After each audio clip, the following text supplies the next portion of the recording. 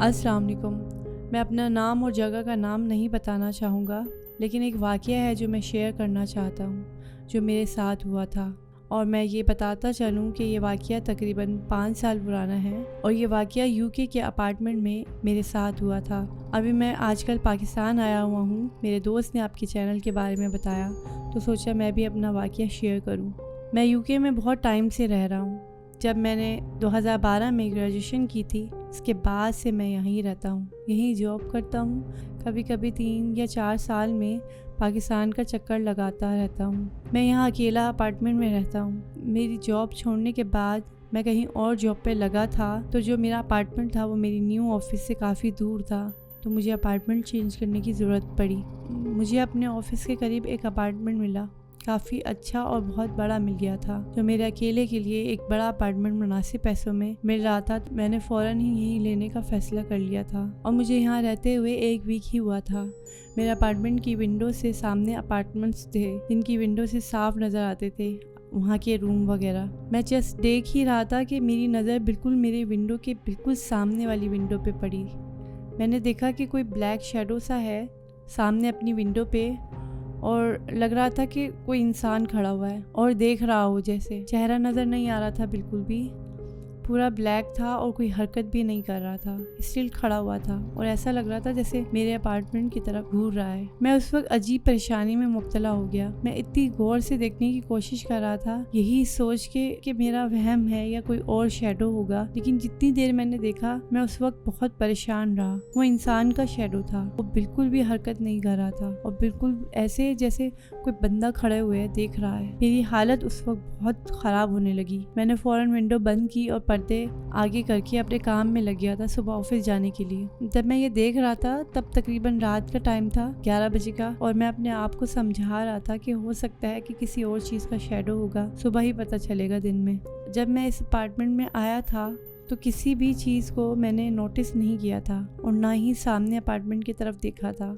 मैं उस वक्त सो गया। मैंने सोचा सुबह देखूंगा, सुबह पता चलेगा दिन की रोशनी में। जब सुबह हुई, रोशनी हुई, तो मैंने फ़ौरन अपनी विंडो से सामने देखा तो वो विंडो पर्दे से बंद थी। ऑफिस गया तो परेशान ही रहा, यही सोच सोची कि मैंने शेडो देखा, वो किसी इंसान का था। मेरा दिल मानने को तैयार नहीं था कि वो किसी चीज़ का शेडो होगा।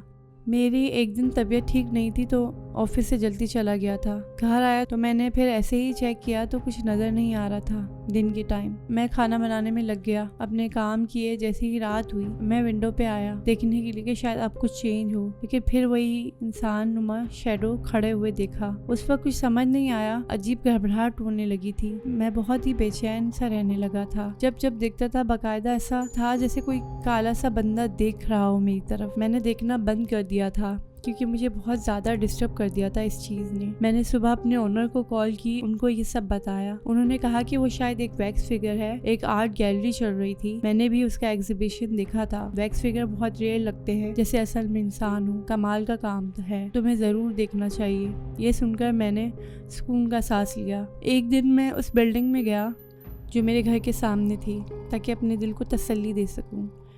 ग्रैंड लॉबी में एक मिडिल एज गार्ड खड़ा था। मैं उसके पास गया और कैजुअल बनने की कोशिश करते हुए बोला, 12th फ्लोर का एग्जीबिशन कब तक चलेगा? गार्ड ने अजीब से अंदाज में देखकर कहा कि वो एग्जीबिशन तो 3 महीने पहले ही ख़त्म हो गई थी, वो अपार्टमेंट तो खाली है, रेंट के लिए अवेलेबल है। मैं ये सुनकर अजीब शौक में आ गया था।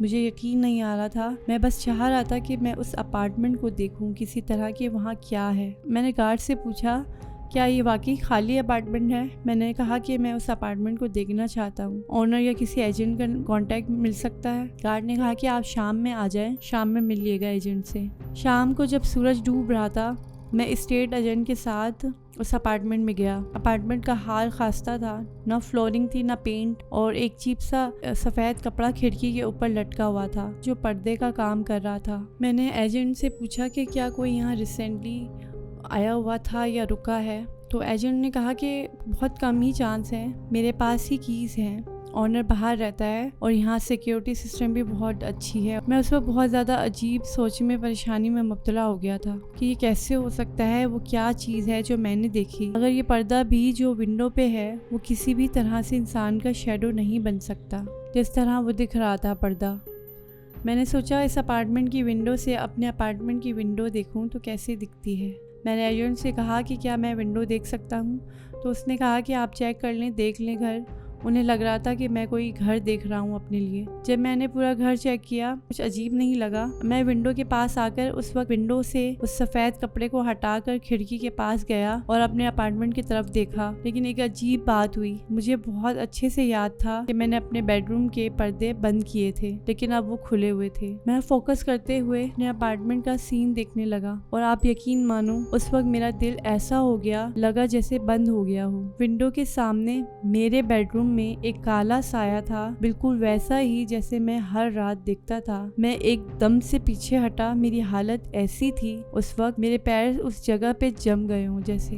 मैंने देखा जब वो साया धीरे से हिल रहा था और अपने बाएं हाथ से मेरी तरफ धीरे धीरे हाथ हिला रहा था। जैसे ही मैंने देखा मेरे मुंह से बेसख्ता आवाज निकली डर के मारे। एजेंट ने पूछा कि क्या हुआ है। मैंने उससे कहा कि सामने विंडो पे देखो, तुम्हें कुछ दिख रहा है। जब एजेंट ने देखा और कहा कि नहीं ऐसा तो कुछ नहीं है, मैंने कहा सामने विंडो पे। कहने लगा सामने विंडो पे तो कोई भी नहीं है, अंधेरा है।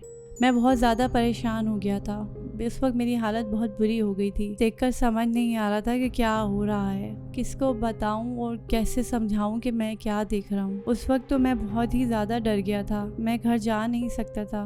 मेरी हालत ऐसी नहीं थी। मैं वैसे ही बहुत डरता हूँ इन चीज़ों से। मेरी अजीब ही कैफियत हो गई थी। मैंने अपने दोस्त को कॉल करके बुलाया और उसे सब वाक़या बताया, तो उसे समझ नहीं आ रहा था, ना ही समझ पा रहा था। उसने कहा कि घर चल के चेक करते हैं। मैंने कहा कि मैं घर नहीं जाऊंगा, तो वो मुझे अपने घर ले गया।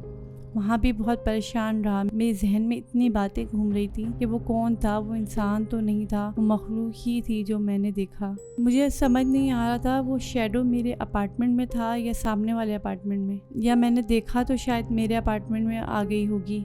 कुछ समझ नहीं आ रहा था। मेरी हालत इतनी ख़राब हो गई कि मुझे बुखार हो गया। कुछ दिन दोस्त के घर रहा। यहाँ रहते हुए मैं दूसरा अपार्टमेंट ढूंढ रहा था। मैं बस चाह रहा था कि अपार्टमेंट फ़ौरन छोड़ दूँ। मुझे अपार्टमेंट मिल भी गया था। मैं अपने दोस्त के साथ जाकर अपना सामान लिया और न्यू घर में शिफ्ट हो गया। न्यू घर में शिफ्ट होने से पहले मैंने पूरे रूम में सूरह बकरा चलाई। अपनी अम्मी के कहने के मुताबिक मेरी तबीयत बेहतर हुई। शुरू में अकेले डर लगने लगा था, ये सोच सोच के कि कहीं ऐसा ना हो कि वो मखलूक मेरे साथ साथ इस घर में भी आ गई हो। कुछ दिन तक ऐसा कुछ फील नहीं हुआ था। मैंने मामूल बना लिया था रोज़ आते जाते आयतुल कुर्सी पढ़ना और हफ्ते में घर में सूरह बकरा चलाना। कुछ दिन तक तो खौफ में रहा था, फिर आहिस्ता आहिस्ता सब नॉर्मल हो गया था।